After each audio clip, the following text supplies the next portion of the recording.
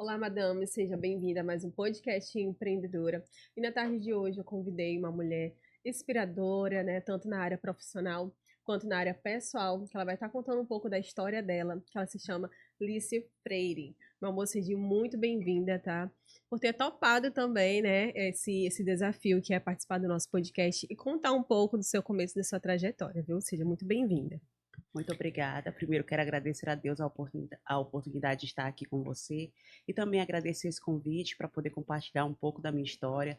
Bom, como você falou, meu nome é Lícia Freire, as minhas áreas de atuação, eu sou advogada e também professora, e eu desempenho uma atividade como a atividade de advogada, e as minhas áreas de atuação é direito civil, direito previdenciário, trabalhista, e também eu sou assessora jurídica numa secretaria de administração do governo do estado. E também acredito que o direito ele é uma forma não só de, de olhar processos, mas também de mudar a vida das pessoas. Com certeza. E Lícia, eu já vou começar te perguntando sobre o teu começo, até porque eu sempre digo, né, que aqui a gente conhece o básico de vocês, né, nas redes Sim, sociais, e a gente começa a conhecer melhor a partir do momento que vocês contam pra gente, tá? Então você poderia contar um pouco pra gente sobre o seu início, como tudo começou? claro. Primeiro, eu sou natural de Nova Olinda do Maranhão, não sou de São Luís. E como tudo iniciou, foi com uma descoberta de que eu só poderia conseguir os meus objetivos se eu estudasse. Então, eu vim de uma origem humilde e, por meio de professores da educação pública que me davam revistas e livros para que eu pudesse estudar, eles despertaram em mim o poder e o desejo pela educação. Então, eu saí da minha cidade aos 19 anos. Lá eu fazia vários trabalhos sociais na igreja e dentre eles eu participava de uma rádio, né? E eu falava na rádio. E nesse primeiro momento eu queria ser jornalista, porque eu olhava a janela da casa das pessoas e eu queria entrar na casa delas. Eu brinco que eu sou fofoqueira desde sempre, porque eu gostava de saber da história das pessoas, tipo uma pessoa que queria saber a vida do Sim. outro e poder transformar a vida delas. E aí eu saí aos 19 anos da minha cidade para São Luís, para nossa cidade de São Luís, e fiz cursinho e me deparei com uma decisão do STF, o Supremo Tribunal Federal, dizendo que não precisaria da profissão de jornalista para desempenhar a atividade e a profissão. E isso acabou me frustrando. E eu tive uma amiga que me trouxe um toque, uma reflexão. Ela disse assim, Lícia, já que o jornalismo, a profissão pode estar defasada daqui a alguns anos, sendo aquela ideia, né, naquele primeiro momento, por que que você não faz direito? Além de saber a história, entrar na casa das pessoas, você vai ainda garantir direitos. E eu quero até abrir uma aspa aqui para as pessoas que nos ouçam, né? Que ande com pessoas que lhe ajudam, que lhe inspiram, que lhe motivam, porque às vezes você tem uma realidade social onde os seus sonhos são muito grandes para a sua realidade. Então, quando você caminha com pessoas que te inspiram e que te ajudam, certamente a sua vida foi transformada ou será transformada. E a minha vida foi transformada em razão desse comentário de uma amiga que disse que eu deveria fazer direito. E assim eu fiz. Então, depois do cursinho, eu fui fazer letras, porque eu não conseguia a bolsa, né, de estudos Sim. para fazer direito. E aí fiz letras e depois ela despertou novamente, vamos fazer direito. E aí fiz direito, tive várias dificuldades, como ter que trabalhar e estudar, porque eu estudava à noite, trabalhava durante o dia, tivemos a questão da pandemia, tenho certeza que você também Sim. passou por situações muito difíceis na pandemia, né? Então, situações de desemprego, situações de desânimo, situações de medo, como seria? Será se a gente sobreviveria ao caos da pandemia? Enfim, vários desafios que, graças a Deus, eles foram superados e hoje eu consegui abrir o meu escritório no João Paulo, a gente consegue transformar a vida das pessoas por meio do direito Direito. e trazendo nessa transformação social. Certo. E Lícia, antes de você realmente ali entrar na área de direito, né, de advogada, Sim, você já trabalhou em outras profissões, não sendo, no caso, seu próprio trabalho, seu próprio ali, né, MEI, no caso? antes de você entrar nessa área? Sim, eu trabalhei em diversas coisas. Você sabe melhor do que eu que a gente precisa se adaptar igual a água, né? Porque a vida, ela nos prega vários desafios e a gente precisa se adaptar. Então, quando eu vim para cá, eu cheguei a trabalhar como recepcionista na Câmara dos Vereadores, trabalhei como babá, cheguei a vender geladinho gourmet para poder pagar as contas, e me orgulho muito disso, né? Sim, Porque eu acredito que a vida da gente, a gente precisa passar por determinadas situações e a gente precisa pegar oportunidades, as oportunidades que nos aparecem.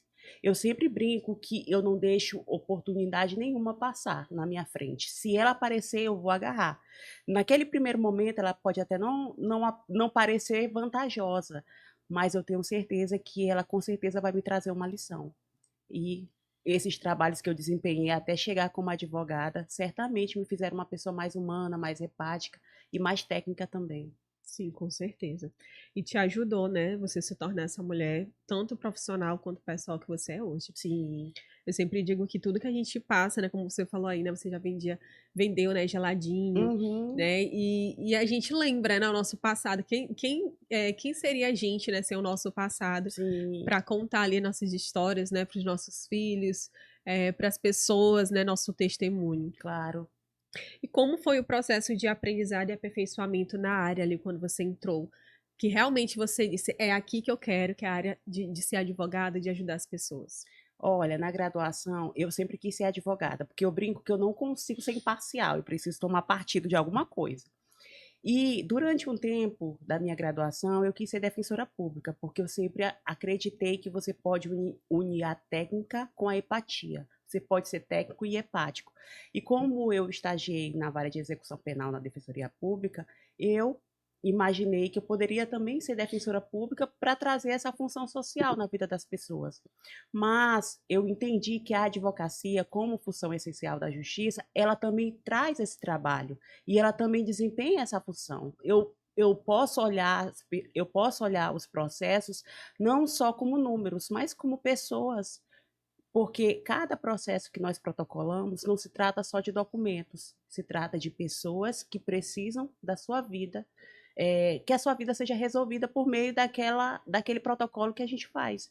Então, diante disso, foi a partir daquele momento, na minha graduação, que eu entendi que eu poderia ser uma advogada de excelência. E Lícia, assim, para ti no hoje, né? Como Hum. é lidar ali com um trabalho que impacta diretamente a defesa dos seus clientes? Olha, uma pergunta é desafiador, uma pergunta um pouco difícil, né? Mas é desafiador, porque todo dia nós temos receio de, de errar em algo. Quando a gente fala, quando a gente pega um documento de alguém, a gente não está pegando simplesmente algo básico. A gente, por meio de uma ação, a gente pode ou transformar ou prejudicar. A partir do momento que eu pego uma documentação de uma criança com autismo e eu solicito um benefício assistencial para ela, se eu não fizer um protocolo correto, eu posso fazer com que aquela criança não tenha aquele direito. A partir do momento que eu pego um processo de uma mulher que sofreu violência doméstica, de uma medida protetiva, e eu não ajo com rapidez para que ela possa sair daquela situação de vulnerabilidade social, eu posso estar colocando em risco a vida de alguém. Então, assim, o direito e a medicina são profissões que impactam diretamente na vida das pessoas e a gente precisa ter muita responsabilidade e zelo pelo trabalho. Com certeza. Acho que todo o cuidado, né? O cuidado que Isso, realmente você tem com seus clientes é o que faz ali a diferença no seu no escritório. isso. E o que você espera dos seus clientes quando eles entram ali na tua sala ali Hum. querendo o seu trabalho, né? Querendo ali contratar, né, os seus serviços.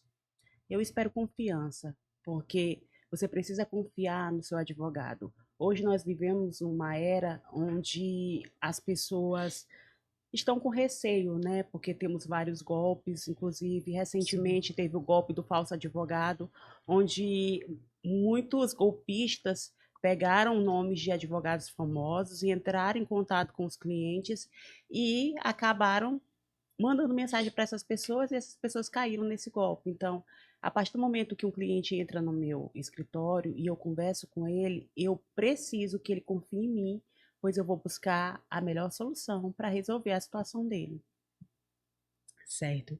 E qual foi ali a tua maior dificuldade que você teve para entrar na área?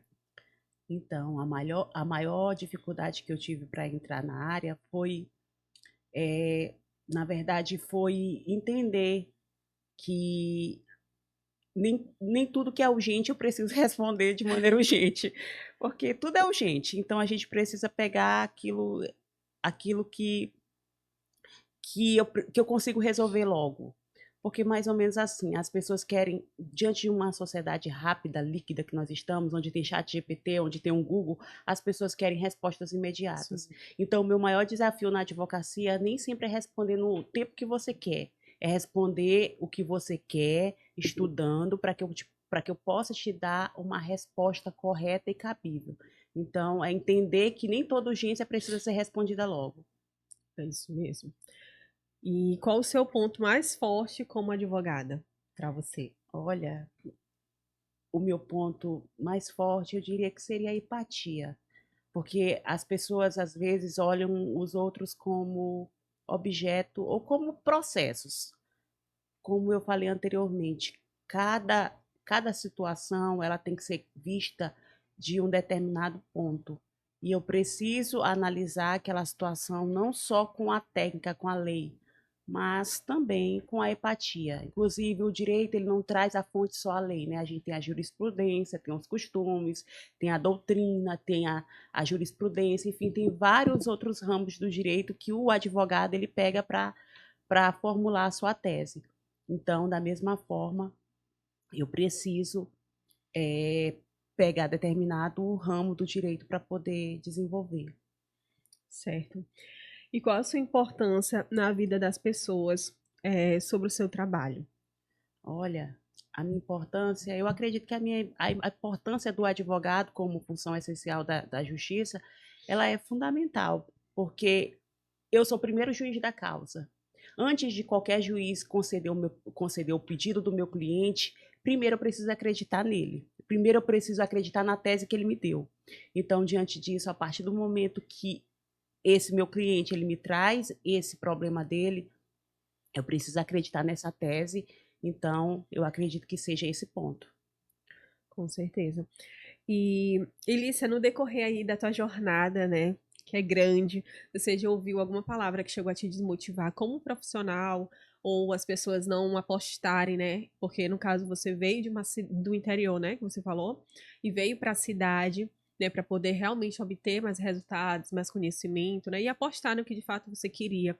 Então, nesse percorrer todo, você já ouviu alguns comentários, ou até mesmo de pessoas que achavam que você não iria conseguir, ou não? Olha, palavras a gente sempre escuta, palavras negativas a gente sempre escuta. Inclusive a Bíblia fala, né, que a boca fala daquilo que o coração está cheio. E também eu acredito que cada um só dá aquilo que tem. Então, palavras eu sempre ouvi palavras dizendo que eu não ia conseguir, que eu não seria capaz. Mas não importa o que as pessoas falam de nós, não importa o que as pessoas falam de você. O importante é o que você acredita. O importante é o que você tem dentro de si. E eu sempre dentro de mim tinha uma força de vontade muito grande de vencer. Eu brinco que dentro de mim sempre teve uma ideia de que eu poderia me comunicar e poderia falar para outras pessoas.